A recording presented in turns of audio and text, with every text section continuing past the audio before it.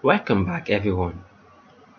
Quickly, let's continue our discussion on HTML input attributes. And right now, we will be discussing about the value attribute in HTML input element. The input value attribute specifies an initial value for an input field. As you can see right here, inside we are having our form elements, label elements, input elements, and the input elements takes some value, the value attribute. As you can see, the both input element is having value attribute. By default, you gave it value attribute. So I'm going to show you how this works quickly. Let's get back to our document. In our previous tutorial, we discussed about the HTML form and we discussed about the input types, and we discussed about a lot of input types you can have. You can check our HTML playlist. You'll be able to find the HTML form playlist or HTML input type playlist to be able to follow along. So I'm going to show you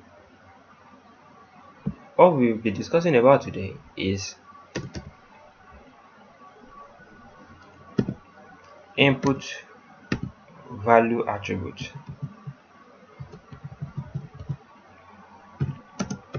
This value. So what is the benefit of using the value attribute inside our input element?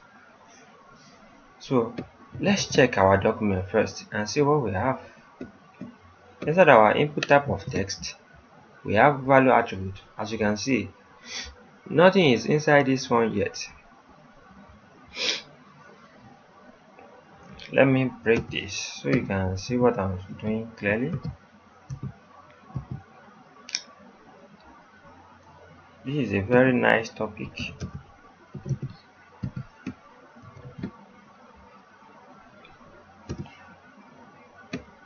So let me reload. Yes, this is our input type of text, right? And we have value attribute inside it. So this value attribute, we can specify the default value, the initial value there. Let's say we can have this input that maybe we want people to write their name, right? You can just write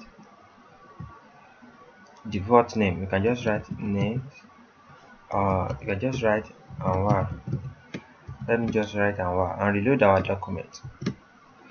Can you see by default we are having anwar? So that is if you want them to have anwar in the input by default. And also, as you can see this one, they can be able to delete this. So when we get to our restriction, input restriction and other form restrictions, I'm going to show you how you can restrict it. This value you are seeing right here, we are able to clear it out, as you can see. So this is a little example you can find about this, and I'm going to show you some software. That's the reason why I did not clear our form that we created earlier, so you can be able to understand this very well. Let's check our form that I created in our previous tutorial. Can you see? Like this one now, this is our input type of week. We don't give it value by default. Let's check our input types, the one that is having value by default, and I'm going to explain why it is having it. As you can see, inside our input type of range, we have initial value, which is the default value we gave it. So I'm going to show you where is our range here, so you can be able to see how it goes. Can you see? This is our range.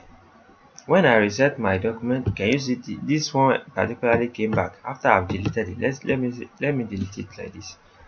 When I click reset, our reset input right here, can you see it automatically reset? Can you see? It because I gave it a default value, that's why it automatically reset. Definitely that is the reason why you can also see this range value that is having this. We gave it a default value, that's why it is having this. I'm going to show you now that it is true. Let me give it default value of 10. Let's save our document. We are trying to change our range default value. We are trying to test our value attribute in some ways. Let's reload our document. Before I reload it, I'll do this. Can you see it's not working yet? But let's just reload our document. Can you see it's working now? The default value I've reset it. That's why you can see this range now shifts to the shift back. Let me bring it up again. Let me give it 40 again, or let me give it 70. As you can see, we are giving it default value, right? Now let me reload it. Can you see we are having this by default? Can you see it's shift? Let me bring it back to 40 we gave it earlier. Can you see it's shift to the default value? So that is it. Let's say for instance now we shift it like this. If we reset it, it will take it back to the default. Let's say we write anything right here now. We write anwar, akorede, ayofe, and we don't want this value again. If we press our reset, it will just bring out our default value. So, and you can use this for anything you want. So if you don't want them to be able to clear this kind of a default, I know how in our future tutorial you are still going to learn about it. So the example of the default value is this. As you can see inside here, they specify when we write the input type of time. This one is having default value of this kind of thing. This dash dash colon dash dash dash and all that. So and when you write anything, let's say we write 2, it will automatically pop up something. We have it will automatically pop up something. When we click reset, it will reset back. It is all because it is having default value. So I want you to notice everything I'm showing you guys. The default value is so important. So I will still show you the use case again in another input. Let's get back to our number input. The input type of number we have here is also having default value. So where is it? This is it. Number value input. As you can see, we gave it default value. When we reset it, it will have just same default. Let's say for instance, when you increase our number here, let's reset it. The default value will be there. So that is the benefit of using default value. When we write anything here, when we reset it, it will bring back the default value. The same thing here also. Let me check if I have any use case again. As you can see right here, we are having some use case here also. As you can see, we are having this month, dd, year, right, in our calendar here. So when we click and select anything, let's say for instance we select this date. Now this date pop up, right? When we mistakenly reset our button right here, it will take it back to something like mm/dd/yy. Let me reset it. Can you see? That is the default value that they set there from the HTML document, from the HTML itself. Let's say we click one again. If we use this clear, it will take it back to the default value. Like this reset we press in our own document here, this is just a reset for them also. It's like clear to the we should clear this to default value. When we press clear now, it will take it back to the default value. So I'm just showing you the scope, the true use case of it. Let's say we specify another color here now. If we press cancel, it will come back to the default value. But let's say we specify another color here, we press OK. it will not reset to anything default value.